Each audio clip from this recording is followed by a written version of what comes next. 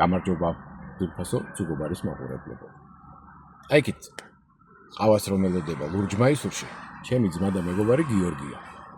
გიორგიმ შვილი გაუშვა რაჭაში, ცოლი საზღვარგარეთ, მე არც ერთი მყავს, არც მეორე, ამიტომ ეგწნაში ისედაც მოხსნილი მაქვს და ისმის კითხვა. სად მიდიან ჯანღონით სავსე მამაკაცები, როდესაც ცოლ-შვილს დასასვენებლად გაუშვებენ? რა თქმა უნდა, სოკოს საკრებით. აბა თქვენ რა იფიქრეთ? ზუსტად მაგას ვაპირებთ ჩვენც.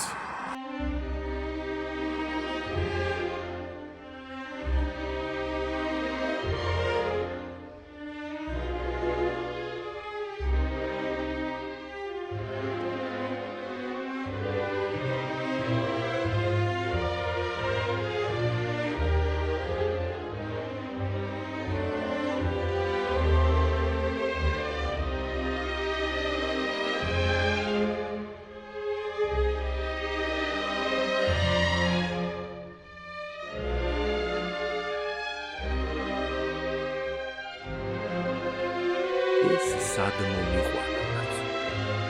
სადღაც ღრუბლებში ამოვედით სოკოს საკრები. აქ ეხლა სოკო გინდა იყოს, გინდა არა. იმისთანა სილამაზეა. ნებისმიერ შემთხვევაში ღირდა აქ ამოსვლა.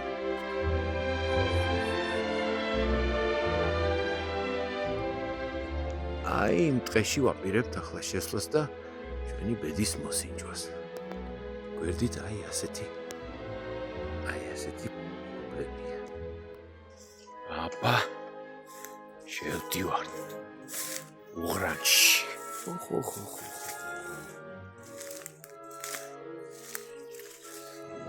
და შევდგი თუ არა ფეხი და მივადექი.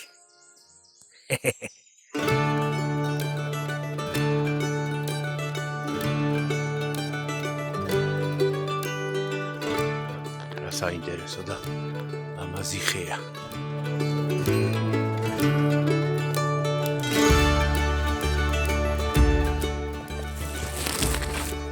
ნახოთ აბა ერთი ძველი უნარები შერჩენილი მაქვს. გონია. ვაი, სამაგერდა ტარს აღარ შერჩენია. აი, რასაც ვარაუდობდი და რისიც მეშინოდა ის მოხდა. აჰა. რა უნდა ვქნა ახლა? რა ვქნა? აჰა. რა უყო? ჩემი ლამაზი ცუგიანი მაიკა გადაიქცა ტომარად. ეხლა გამახსენდა რატო გაძვრა ჩემ პარკს ძირი. რომ მოვდიოდი, გამოვედი თუ არა სახლიდან, შავმა კატამ გადამირბინა. აი იმის ბრალია. იმედია ეს ყველაზე ცუდია რაც დამემართება დღეს.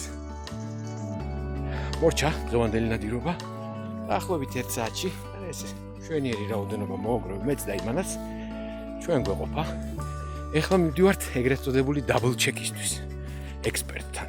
რამე ისეთი არ შეგვეპაროთ და არ შევჭამოთ, რომ მე ერთმანეთი ვეღარ ვიცნოთ. კარგი იყო მოკლედ, მაგრამ ეხლა ერთი ძალიან მნიშვნელოვანი რამე მაქვს კიდევ სანახავი. არ გითხარით აქეთ გზაზე და ეხლა გეტყვით იქ რომ მივალ. ესე იგი აქეთ რომ მოვდიოდი. აი. ქალაქში ხო შავმა კატამ გადამირბინა და აქ თეთრმა ფისომ გადამირბინა. ძალიან პატარა კნუტია. და ეს თუ აქ მარტოა გადმოგდებული და დედიკო არ აქვს. მაშინ მე გადავწყვიტე რომ უნდა წავიღალო. პიშო სად ახარ? მოდი.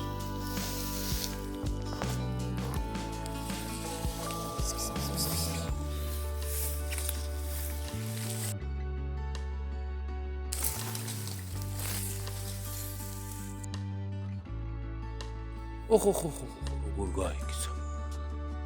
მოცოცხლე. არა, მე ამის დამჭერი ახლა არა ვარ. როგორც ჩანს, მაინც ყოჩაღათა გზნობს თავს აქ. რა ვქნა, მოვიარე ტყე, მაგრამ ალი-კვალი ვერ ვნახე ფისოსი. აქ ახალი სოკოები კი აღმოვაჩინე, მაგრამ სოკოსთვის არ შემოვსულ ვარ აქ. რა ვქნა, წავედი სახლში.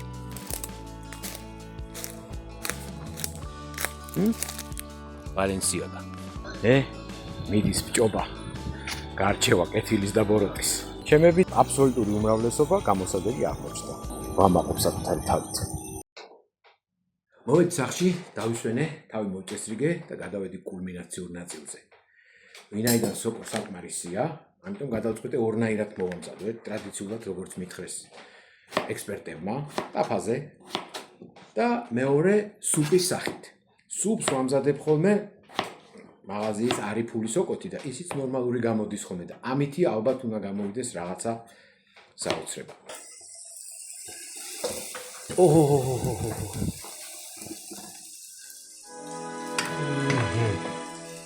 ესე იგი ერთ რამეში გაგიმართლოთ მეგობრებო, რომ ჯერ არ გამოუგონიათ სუნის ონლაინ გადაცემის მეთოდი და ხელსაწყო.